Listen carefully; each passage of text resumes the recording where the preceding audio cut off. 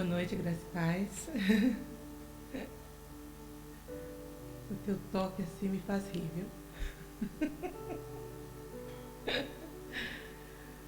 Graças a Deus por mais esse dia, por mais esse tempo, em nome de Jesus, por estarmos aqui. Como é bom, né? Graças a Deus. Deus é tão bom. Se você me pedir, eu darei a vocês as nações e os povos da terra serão seus. Nós terminamos aqui a semana passada. E hoje a gente vai continuar em nome de Cristo Jesus. Mas vamos orar primeiro? Amém?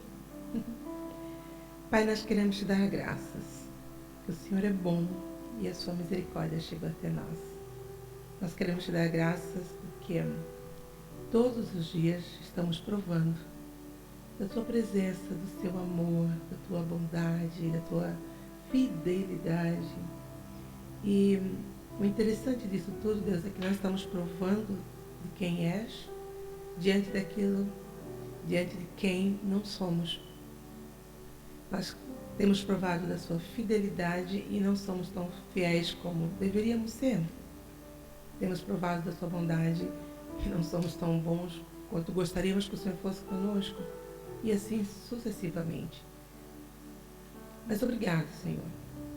Obrigado porque ao mesmo tempo que percebemos a sua fidelidade, a sua bondade e a nossa ausência dele, nós também percebemos que precisamos crescer, precisamos buscar o Senhor e podemos ser gratos, porque se dependesse de sermos fiéis, realmente muitas coisas não aconteceriam conosco.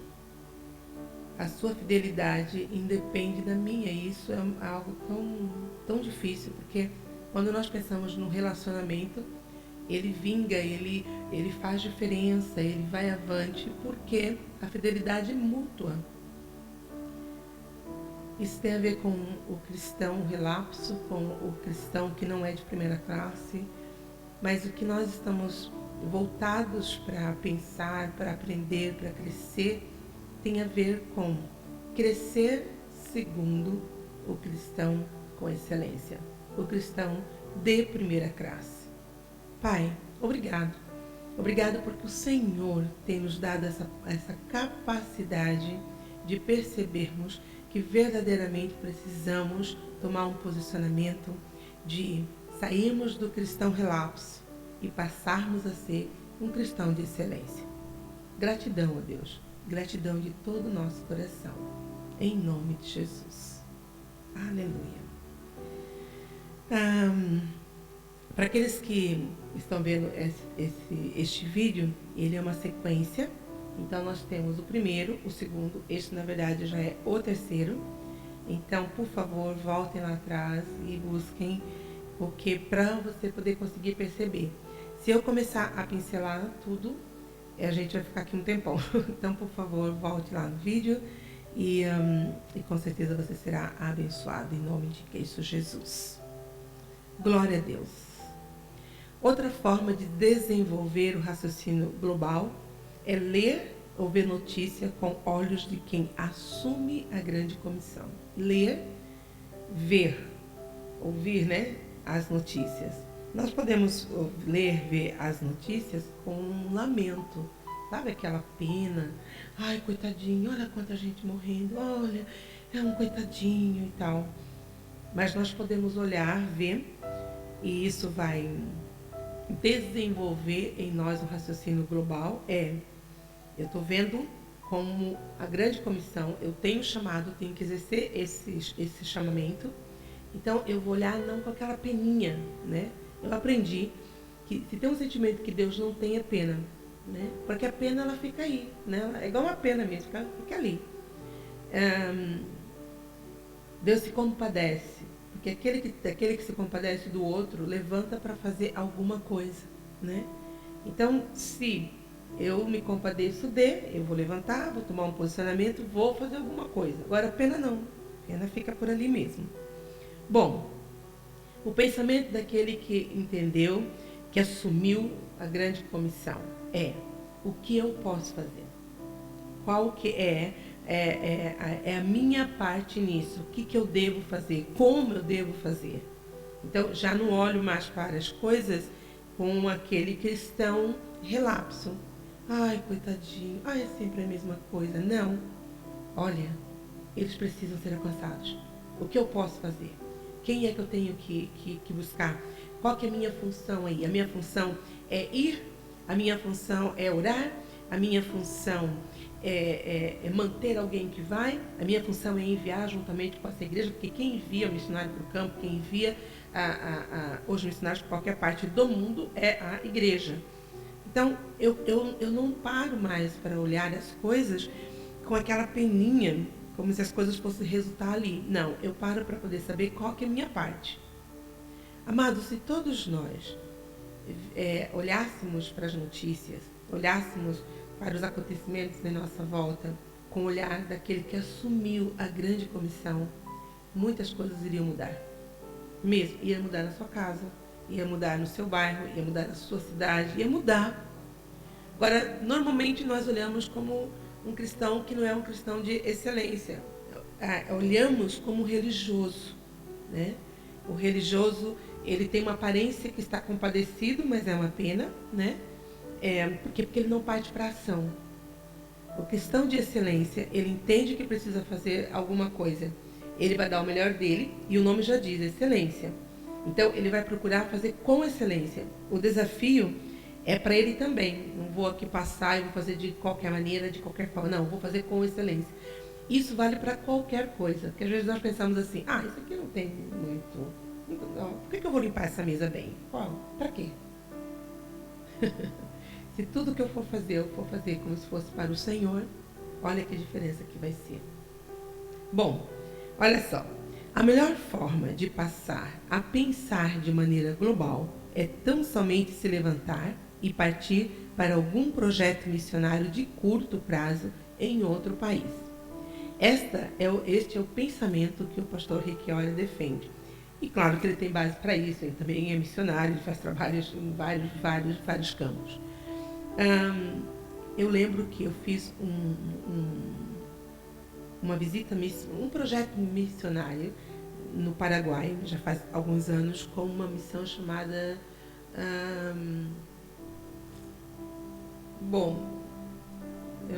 me passou, mas é do pastor David Botelho, naquele projeto de missão radical. Então, eu fui para poder dar aula, foi uma coisa muito interessante. Provei choque cultural no Paraguai, encostadinho com o Brasil, que é uma coisa extraordinária, né? Mas eu tive a oportunidade, independente de estar com um grupo que estava se preparando para ir para várias partes do mundo, e com certeza eles estão por aí, né? Pessoas com chamados extraordinários.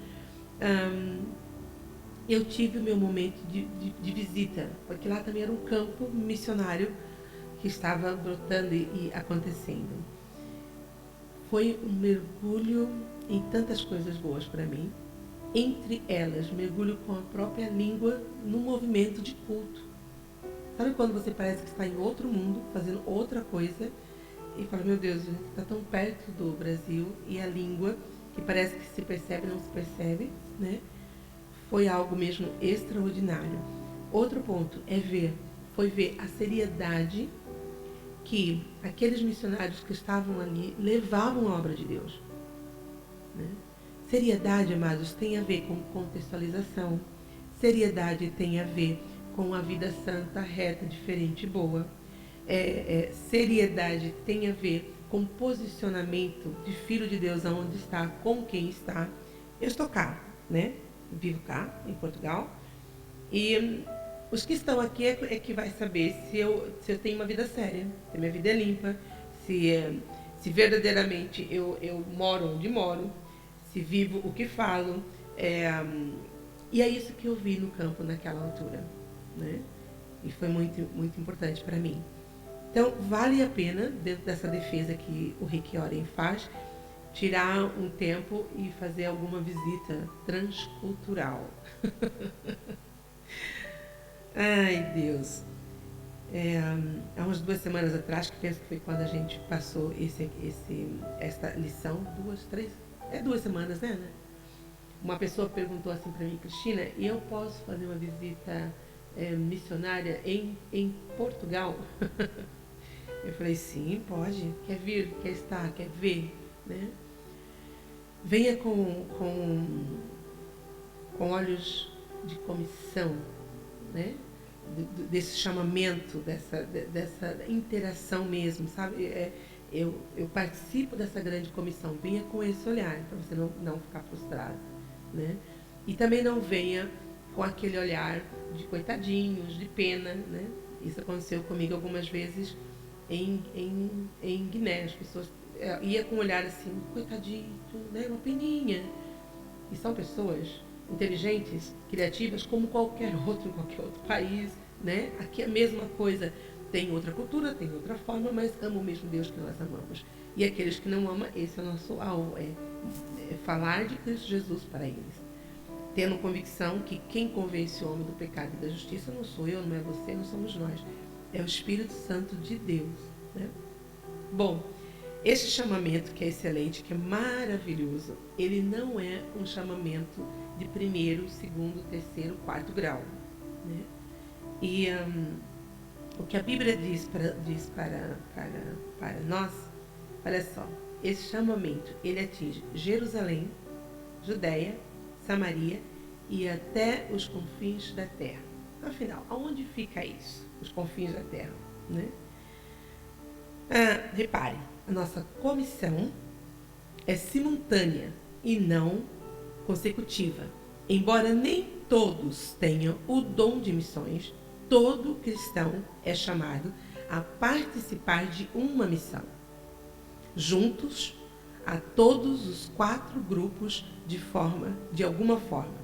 Você é um cristão nos moldes de Atos 1:8? É a pergunta. Nos moldes de Atos 1:8, eu vou ler aqui com vocês. Vamos lá. Atos 1:8.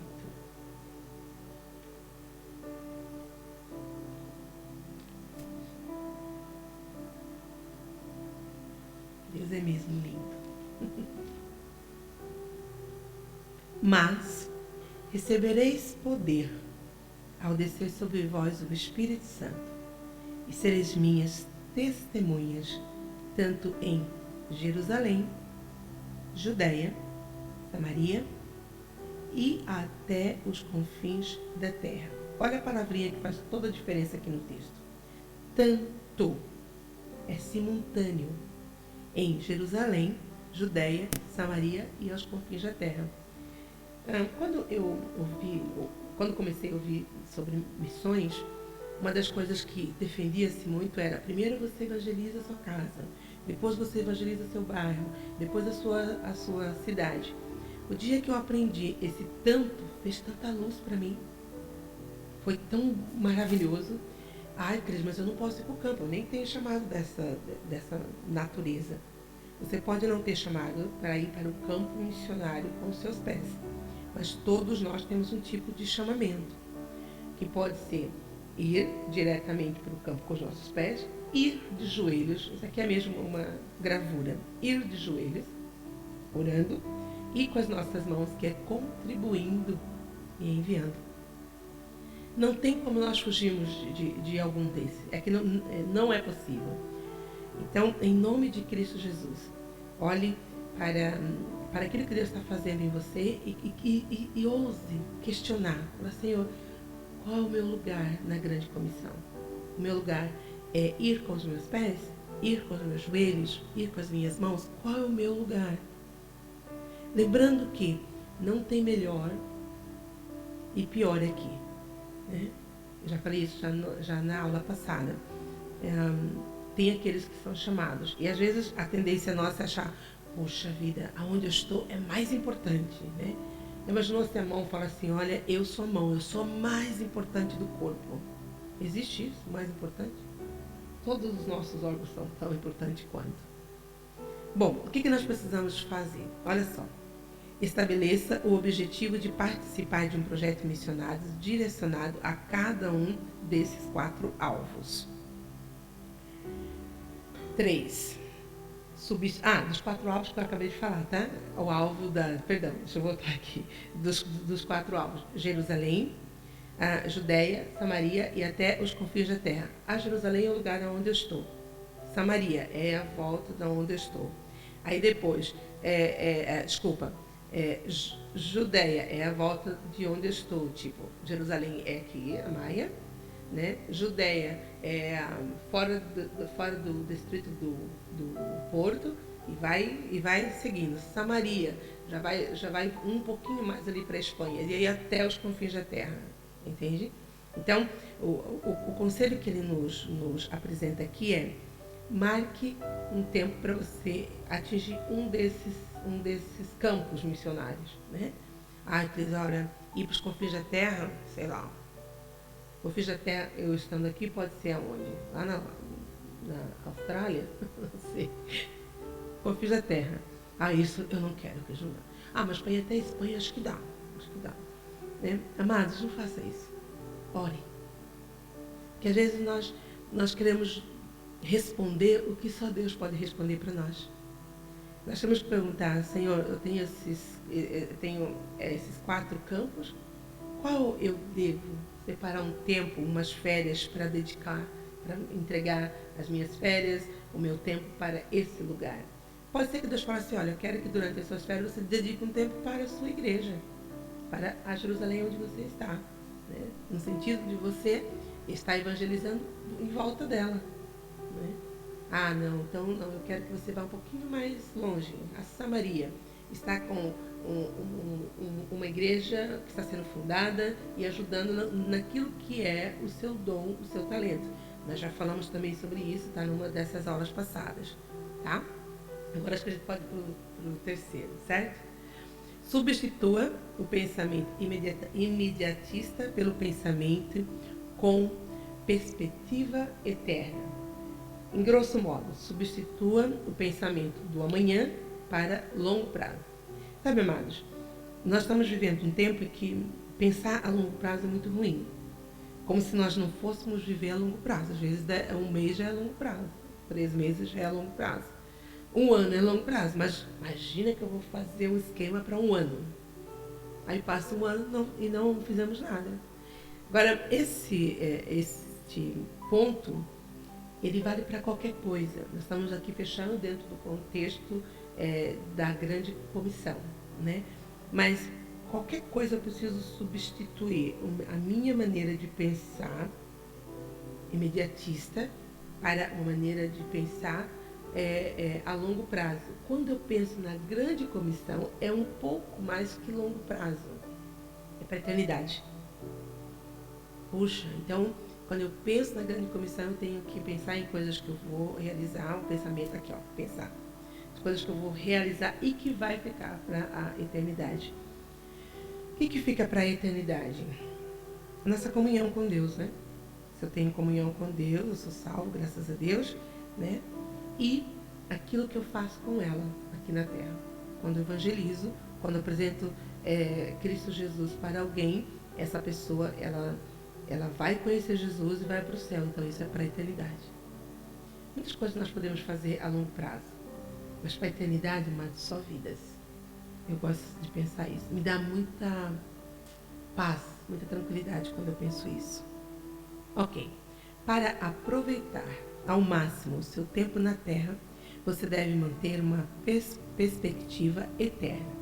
Isso irá evitar que você dê importância excessiva a questões menores e o ajudará a distinguir entre o que é urgente e o que é eterno.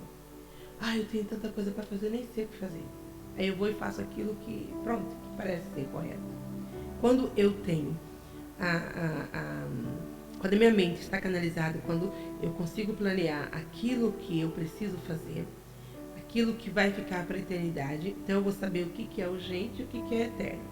Logo, o urgente não vai ter poder sobre mim. O que vai ter poder sobre mim? O eterno. E é fantástico isso. Primeiro, porque depois eu vou conseguir dormir melhor.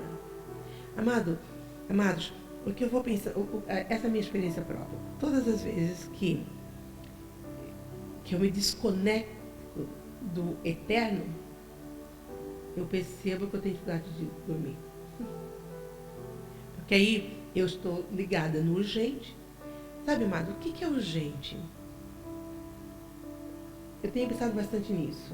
E eu já tenho, o que eu tenho de nível pessoal, não tem nenhum estudo sobre isso, por favor. Essa é uma experiência mesmo minha. O que eu tenho percebido é que tudo que envolve urgente envolve pessoas que eu preciso agradar. É verdade. Então, é urgente fazer isso. Isso tem um lado positivo e um lado negativo. Uma mãe, claro que ela precisa agradar seus filhos, certo? E agradar seus filhos envolve tantas coisas. Às vezes agradar numa área em que nem deveria, mas às vezes tem a ver agradar a longo prazo. O que é agradar um filho a longo prazo? É quando você levanta cedo, troca a roupinha dele, arruma, prepara, ele tem que ir para a escola. Ele não sabe, mas aquele estudo que ele está recebendo é para longo prazo. Percebe que é urgente? E é um urgente positivo, não é que não seja positivo, é positivo. Mas tem urgentes que não são positivos. Mas como nós queremos agradar, e aí eu faço um outro subtema aqui. Os urgentes que não são positivos, normalmente vai nos dar base a curto prazo. Então vale a pena a gente pensar. Mas nós perdemos muitas coisas porque nós não canalizamos o nosso pensamento para onde ele deve ir. Eu preciso fazer algumas perguntas quando essa angústia da pressa, do urgente vem. O que eu quero fazer, ele vai ter raízes para o eterno? Boa, vai ter. Não vai ter? Ok. Então, já sei, já separo. Então, eu preciso permitir que aquilo não tenha poder sobre mim, certo? Bom, agora, ele é urgente positivo ou ele é um urgente negativo? Bom, urgente positivo, eu já dei exemplo da mãe com o seu filho, né? O exemplo negativo, às vezes tem a ver, amados, com uma coisa que não está na nossa agenda e que ele entra. Entra porque eu preciso agradar alguém. Esse alguém que eu estou agradando, o fim de agradar é para que se cumpra a grande comissão ou não? Normalmente não é. É que normalmente não é. É mesmo para agradar para o outro se sentir bem. E esse sentir bem não passa por eu falar para ele quem é Jesus Cristo. Por quê? Se a hora que isso tudo ficar, né, virar urgente, eu, no meio desse urgente, conseguir dividir positivo e negativo, quando eu ver o negativo, dentro desse negativo aqui, eu tenho que ter essa sabedoria de poder falar assim, olha, não é tão negativo quanto parece, porque envolve a vida de alguém, a conversão de alguém, eu poder dar uma palavra para alguém. Então, ok, tudo bem. Esse é um ponto. Dentro desse urgente, que pode ser eterno também, né, quando tem esse prisma dentro do negativo, que eu acho que é negativo, ele canalizar para a grande comissão. Outro ponto dentro disso é quando Deus está falando conosco e nós estamos preparando o nosso caminho, temos a sensibilidade de falar, Senhor, é mesmo para o lado esquerdo que eu tenho que ir? Está preparando tudo, está organizando tudo, mas tenha esse cuidado, essa atenção. Principalmente quando você está recheado de dúvidas se é eterno ou se não é eterno, né? Sabe que Paulo, ele numa dos momentos missionários dele, das viagens missionárias dele, ele tinha tudo esquematizado para um sítio. E o Senhor veio ter com ele e falou, olha, passa a Macedônia e ajuda-nos. Que era totalmente oposto do caminho que ele queria ir, né? Vale a pena perguntarmos para Deus. Isso eu vou voltar a dizer. Se nós estamos olhando para a grande comissão, se a grande comissão está fazendo parte de nós, se nós queremos cumprir a grande comissão, se nós queremos ser um cristão de excelência, lembrando que o cristão de excelência, o cristão de primeira classe, ele tem responsabilidade com a grande comissão. Paulo disse, fixamos os olhos não naquilo que se vê, mas no que não se vê. Pois o que se vê é transitório, mas o que não se vê é eterno. Pronto, está resumido aqui. Olha que coisa extraordinária. Esse aqui é o versículo para decorar. E quando eu for fazer aquela separação, né, do urgente e do eterno, eu vou fixar os meus olhos não naquilo que é transitório, mas naquilo que é eterno. Amados, às vezes o transitório nos torna amargo. Mesmo. Eu não sei qual a percentagem, mas às vezes o transitório tem tanto poder sobre nós que nos deixa mesmo, sabe, amargos, não tem outra palavra. Muitas das coisas em que empenhamos nossas energias já não se significarão nada daqui a um ano, quanto mais pela eternidade. Não troque sua vida por coisas temporárias. Pare para pensar. Faça tenta pegar sua mente e voltar lá um ano atrás. O que você brigou um ano atrás que já nem faz diferença hoje? Não é?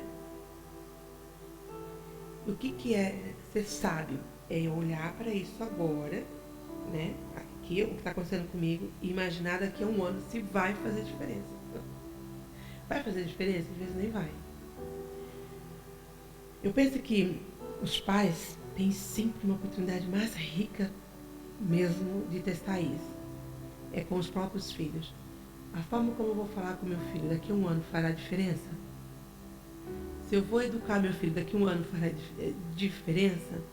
Se eu vou disciplinar meu filho ou não, daqui a um ano fará diferença? Se eu vou realmente se disciplinar com um castigo X, fará diferença? Porque às vezes, mas isso está mesmo geral, são raros os pais que disciplinam os seus filhos e dão castigo mesmo. Aquela disciplina assim, não tem telemóvel, por exemplo, né? Não tem isso, não tem aquilo, mas são mesmo raros, é uma coisa interessante. É tão raro, mas que quando alguém faz, a gente até se assusta. É verdade. Alguns anos atrás, uma amiga resolveu que ia tirar o telemóvel por um ano do filho, né? E eu pensei, falei, Jesus, ela vai ter que ter muita força para aguentar esse menino, né?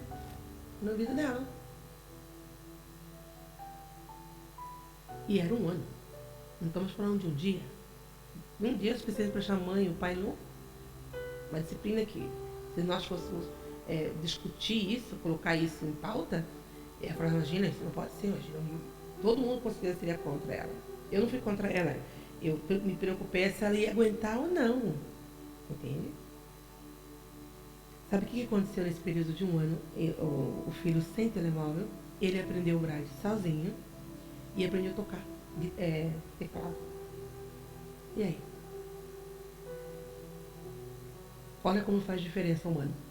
E se ela tivesse, faça o que você quiser, se ela não tivesse colocado o pulso firme, vai ficar aqui, pronto, acabou. Amados, às vezes nós queremos ser muito agradáveis. Claro, é muito bom ser agradável. É muito ruim quando alguém fala assim, puxa, ela foi tão desagradável. E eu penso que os pais são os que mais sofrem com isso. Os filhos estão sempre achando que os pais não são agradáveis. É melhor ser desagradável e você um ano depois não precisar olhar para trás e falar, puxa, por que eu não fiz isso? Por que eu não tomei um posicionamento? Vou dizer de novo. Muitas das coisas em que empenhamos nossas energias já não significarão nada daqui a um ano, quanto mais pela eternidade. Não troque sua vida por coisas temporárias. Não troque sua vida por uma amizade temporária. Sua vida eterna. Não troque sua vida para agradar por agradar. Jesus disse, todo aquele que se deixa desviar do trabalho que eu planejo para ele, não está apto para o reino de Deus. Amados, quando nós olhamos para a história de Ruth e Noemi, Ruth era uma moabita, casou com um israelita, que era filho de Noemi, e ficou viúva. Noemi tinha um outro filho que casou com uma outra moça, também de Moabe, chamada Orfa, que também ficou viúva. Logo Noemi entendeu que tinha que voltar para casa, porque já estava viúva e agora estava sem os filhos. Então, ela vira para as suas noras e fala assim: olha, vocês podem voltar para as vossas casas, constituir família, ser feliz, porque eu vou para minha terra de volta e não tenho como suscitar mais filho para vocês. Mesmo que eu gerasse um filho hoje, até ele crescer para casar com vocês, já não tinha mais sentido. Bom, a órfã a abraçou com todo carinho e despediu-se dela. Já a Ruth fez a maior declaração de amor conhecida na palavra de Deus, que não foi de um homem para uma mulher, mas de uma nora para uma sogra. Ela vira para a sua sogra e fala: olha, não insiste para que eu te deixe, porque onde tu fores, irei eu. Aonde você dormir, ali dormirei eu. O seu Deus será o meu Deus, o seu povo será o meu povo. Aonde você for sepultada, ali também serei eu sepultada. Que declaração linda é essa, meu Deus do céu? Quando nós olhamos para essa cultura, nós sabemos que tanto órfã como Ruth, dentro do contexto da cultura onde a mulher, ao casar, ela assume o povo daquele marido e o Deus daquele marido. Eles tinham os outros deuses, tanto órfã como Ruth, tinha outros deuses, mas ao casar com os filhos de um israelita, com certeza, elas entraram para o povo de Israel e para a religião de Israel também. Quando aquela sogra diz que elas podiam voltar, ela diz mesmo que elas podiam voltar para o seu povo e para os seus deuses. Uma entende que podia voltar para trás, entende que podia voltar e estar com seu povo novamente e estar com seus deuses. Em contrapartida, Ruth entende: não, agora o meu povo é o seu povo, o meu Deus é o seu Deus. Amados, todo aquele que se deixa desviar do trabalho que eu planejo para ele não está apto para o reino de Deus. Quem estava apto para o reino de Deus aí? Ruth. Ruth estava apta. Nunca mais nós vamos ouvir falar de órfã. E Ruth? Vamos ouvir falar de Ruth? Vamos ouvir falar muito de Ruth. Ruth foi uma das estrangeiras que entra para a linhagem do Messias. Por quê? Porque ela não desviou daquilo que Deus tinha dado para ela. Ela ficou viúva, ela podia falar assim: olha, agora estou viúva, eu não quero mais esse Deus, nem esse povo. Ela amou o seu marido com certeza, mas mais que isso, ela aprendeu a amar o Deus do seu marido, o povo do seu marido. Então, quando nós aprendemos a amar Deus e o povo de Deus, que é a igreja de Deus, que é a família de Deus, nós não vamos deixar o trabalho do Senhor pela metade. Se você quiser saber um pouco mais de Ruth, a gente vai falar sobre Ruth domingo, em nome de Cristo Jesus. Paulo alertou: tratem das coisas deste mundo como se não estivessem ocupados com elas, pois este mundo, como está agora, não vai durar muito. 1 Coríntios 7:31. Amados, nós sabemos disso. Eu sei que quando a gente fala nós sabemos disso, claro, para quem tem 10 anos, 15 anos, 20 anos, talvez não. Quantas coisas já mudaram ao longo desses 50 anos. Quantas coisas já nem fazem mais sentido. Quantas coisas que eu me ocupei com elas e falo: Deus, perdi tempo. Não era eterno. Era para homens, era para agradar, era para acariciar ego. Por isso que nós precisamos tratar as coisas do mundo como se não estivéssemos ocupados com ela. Não quer dizer que a gente vai não tratar. Quer dizer que elas não vão ter poder sobre nós. Um dos segredos da paz é não permitir que as coisas temporárias tenham poder sobre nós. Quando você perde a paz, corra e vai falar: por que perdi a paz? Você vai perceber que você está dando demasiada atenção ou está ocupado demais com alguma coisa que vai ficar aqui. Ai, o que vai ficar aqui? Tudo, até o nosso corpo. Tudo, até o nosso corpo. Ai, Deus, o que você está permitindo que se interponha entre você e a sua missão? O que o está impedindo de se tornar um cristão de primeira classe, um cristão de excelência? Qual é o empecilho? Amados, existem coisas na palavra de Deus que, por mais dura que elas sejam, nós precisamos orar para elas. Por quê? Porque elas podem, no ato de praticá-las, elas podem nos colocar entre o cristão, o não cristão, né?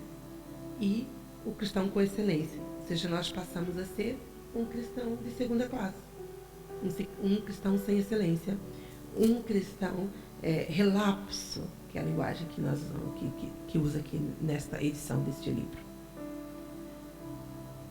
Quando eu conheço o que a Bíblia diz para mim e não pratico, eu estou dentro desse grupo de cristão. Lembrando que esse cristão que não é de primeira classe, ele recebeu Jesus, ele ama o Senhor, né? Ele é salvo, graças a Deus. Mas ele não vive novidade de vida. O reino não faz parte da vida dele. Ele não vive a cultura do reino de Deus. Amados, a cultura do reino de Deus não é a cultura portuguesa. A cultura do reino de Deus não é a cultura brasileira. A cultura do reino de Deus não é a cultura espanhola, americana, inglesa. Não é. A cultura do reino de Deus é distinta. E a cultura do reino de Deus é formada por você, por mim. Aqui, por exemplo, está eu e a Ana. Somos de cidades diferentes, países diferentes, línguas diferentes, né? Não é a minha cultura nem a dela, que é a cultura do reino. É quando nós nos unimos em Cristo Jesus, aí formamos a cultura do reino. Ai, mas se fosse a cultura do mundo, ia ser desesperador. Desesperador. Por que nós podemos cruzar a fronteira, né? Daqui, sei lá, quantos quilômetros daqui, cruzando o mar, e vamos ter a mesma recepção, vamos sentir a mesma presença de Deus, porque aquele povo que está lá do outro lado, lá no Chile, né? Aquele que está lá na Ásia, em algum país asiático, ele está dentro do reino de Deus, da cultura do reino de Deus. Então, quando encontramos, a gente nem fala a mesma língua, mas fazemos as mesmas coisas. Vivemos as mesmas coisas. Pensamos nas mesmas coisas. Olha que coisa extraordinária. O que está impedindo você? O que está interrompendo você de cumprir a sua missão? De tornar um cristão com excelência? Ah, Cristo, não tem nada tão especial. Assim, eu só namoro uma pessoa que não crê em Deus. A Bíblia fala que não há possibilidade de ter comunhão entre luz e trevas. Ah, mas ele não é trevas, não. Ele é muito inteligente. Ele é muito dado. Ele é muito isso. É trevas, meu querido. É trevas. Sabe o que é mais lindo? É que Deus nos ensina de uma forma tão extraordinária e temos a liberdade de fazer escolha. A liberdade de fazer escolha. Afastemos de nós qualquer coisa que nos torne vagarosos ou nos atrase. Jesus nos disse: acumule para vocês tesouro nos céus. Por isso, eu lhe digo, usem a riqueza deste mundo ímpio para ganhar amigos, de forma que quando ela acabar, estes se recebam nas moradas eternas. A visão desse versículo não é para você comprar amigos, tá? Quando fala ganhar amigos, é ganhar gente para essa família. É você investir todas as suas finanças no reino de Deus para que outros conheçam a palavra. Porque esses amigos são para a eternidade. Essa família é para a eternidade. O que você precisa afastar da sua vida? Que está tornando você vagaroso na obra de Deus, vagaroso no cumprimento do propósito que Deus tem para a sua vida na terra? O que está afastando você? Amados, às vezes nós falamos assim, eu não sei. Nós não sabemos quando nós não queremos ver. Ou então, quando nós não paramos para pensar. Pare para pensar, meu amado. Não tenha problema em pensar. Pare para pegar o papel, escrever as coisas, colocar, exigir de você mesmo, sabe? Porque o crente relapso, tudo que vai acontecendo com ele vai culpar terceiros. É verdade. Ele culpa toda a gente. Ele nunca tem culpa. Sabe? Por que isso aconteceu? Por que ele foi... Pronto, que mandaram ele embora. A culpa não foi minha. O patrão é que assim. Ah, por que a mãe fez isso? Ou o pai fez isso? Ah, porque meu pai não me compreende. Não isso, não aquilo outro. Ah, por quê? Entende? O cristão com excelência é distinto. Primeiro que você não vai ver ele em nível geral reclamando. Ele não tem o dom de reclamar, né? Você nunca vai ver ele falando assim, 6 horas por mim? 6 horas por mim? Não. Ele pede oração sim, mas ele ora pelo outro. Ele se importa com o outro. Ele não permite que nada, nem ninguém, o torne lento, devagar, diante do propósito que Deus tem para ele.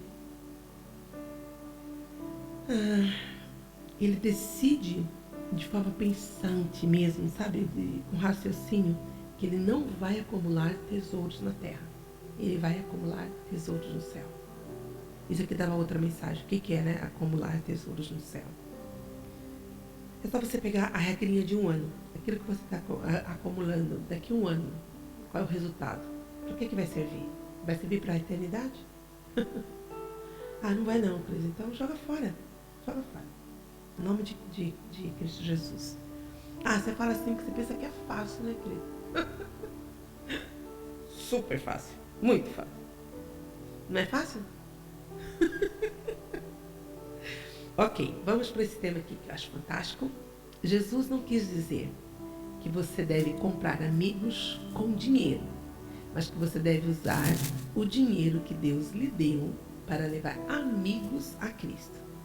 Eles então serão seus amigos por toda a eternidade, os quais recepcionarão quando chegar ao céu. Esse é o melhor investimento financeiro que você pode fazer. Lembra daquele que vai com as mãos? Daqueles que ofertam? Daqueles que investem? Está aqui. Eu amei essa foto, confesso. Achei muito linda. Quem criou, que eu não sei quem foi, senão eu colocaria aqui. Infelizmente, essas coisas precisava ter assim, em cima a escrita de quem criou, para ninguém tirar. Mas não tem, por acaso não tem. Mas é interessante. Onde eu vou investir? Aí vamos voltar lá no comecinho, não hoje, na aula passada, é o pensamento de forma globalizada também para o investimento. Sabe? Eu vou investir lá na Ásia, porque aqui vou ter um irmão amigo lá na Ásia que vai para o céu e vai encontrar comigo. Ele vai me recepcionar quando chegar lá no céu. Olha que coisa linda! Ai, Cris, isso é interesse. Interesse de ir para o céu e levar outro, qual é o problema? O interesse é diferente. O interesse é para a eternidade. Gosto disso. Meu Deus do céu. Fazendo isso, eles estarão acumulando um tesouro real para si mesmos no céu. Este é o único investimento seguro para a eternidade. E estarão levando uma vida cristã frutífera aqui na terra também. Estarão levando uma vida frutífera aqui na terra também. Eu sou muito próspero, você não tem noção quanto eu sou próspero. Já parou para investir no reino de Deus? Mas tem pessoas que foi tão próspero, mas gastou tão mal o seu dinheiro, parou. Deus falou assim, eu estou mandando, ele não sabe nem investir. Invista no reino. Primeiro que, se você investe no reino, lá o ladrão não entra para roubar. Investe no reino de Deus. Sabe? Investe com alegria. Mesmo. Investe com alegria. Ousa colocar pontos diante de Deus de fé com as suas finanças. Sabe que o fundador da Colgate, quando ele começou, ele dava o dízimo de tudo que entrava. E a fé dele foi crescendo. Então, ele deixou de dar o dízimo. Começou a dar 11%. Aumentou para 12%. E foi aumentando para 10%, 15%, 20%. Sabia que hoje ele vive com os 10%, quer dizer, o sistema agora, não ele em si, com os 10%, porque o restante é investimento? Olha que coisa linda. Invista. Invista, e eu não estou falando aqui de dízimos, estou falando de investimento missionário, que são coisas distintas. Invista. Invista certo. Em nome de Cristo Jesus. Sabe que a gente, enquanto missionário, porque eu sou missionário da minha igreja local, no Brasil, a gente passa por momentos difíceis, principalmente porque a minha igreja do Brasil é a igreja que me mantém, tem alguns outros mantenedores juntos, mas a quem encabeça é a minha igreja brasileira. E o euro dispara, ou melhor, o real abaixa. E isso faz uma diferença para eles que enviam para cá. Então, de vez em quando as coisas acontecem, é umas coisas bem pesadas. E eu, às vezes, me sinto um pouco mal. E todas as vezes que a gente passa por isso, o pastor Almir, conversando comigo, quando ele conversa comigo, o assunto vai para aí, ele fala assim para mim: Cristina, é uma honra poder investir em você. É um privilégio poder investir em você. Ele sempre usa essas expressões. Nós temos que agradecer poder investir em você. Tipo, pelo amor de Deus, não faça macaquinhos, não coloca macaquinho no sótão. Ai, amado do céu. Quando eu estava preparando essa lição, eu tive uma experiência tão linda, tão linda, tão linda, tão linda, tão gratificante, tão tremenda. Eu aprendi isso na prática. Essa experiência que eu vou ter, vou contar para vocês, eu aprendi ela na prática. Não na prática. Aprendi... Qual é a palavra que está me fugindo aqui? Aprendi... Aí quando você decora um texto tipo assim, né? Bom, deixa eu seguir aqui que vocês vão perceber, desculpe lá.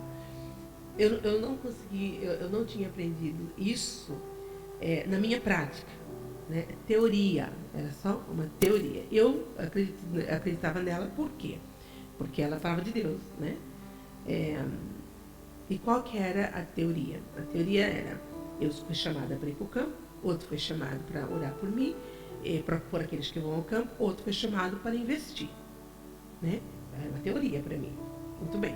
Eu sempre criei nela, sempre até preguei sobre ela, e da mesma forma como eu acreditei que Deus me enviava, eu acreditei que Deus podia fazer os outros também. No dia que eu estava fazendo essa lição, eu estava passando por um problema pessoal bastante delicado. E me envolvi nesta lição, e quando o Senhor começou a mostrar para mim a área daquele que cumpre a grande comissão, investindo financeiramente, me deu uma alegria. Eu falei: Deus, como é bom, né? Poder estar no campo e ter pessoas que investem, e a gente pode falar do seu amor sem ficar pensando em finanças. É uma das coisas que o pastor Almir defende. E o Senhor falou comigo nitidamente: falou: filha, a mesma alegria que você tem em pregar a minha palavra, em falar do meu amor, em conduzir a minha casa, é a mesma alegria que o investidor tem quando envia para você. É a mesma alegria. Ele vibra também como você vibra quando prega. Ele vibra também quando você vê a igreja bonita. Ele vibra da mesma maneira. Eu falei: Deus, eu sempre ouço isso, eu creio nisso, mas eu nunca tinha sentido isso. E naquele dia eu fui presenteada com uma experiência de um mantenedor. Assim, uma coisa magnífica mesmo.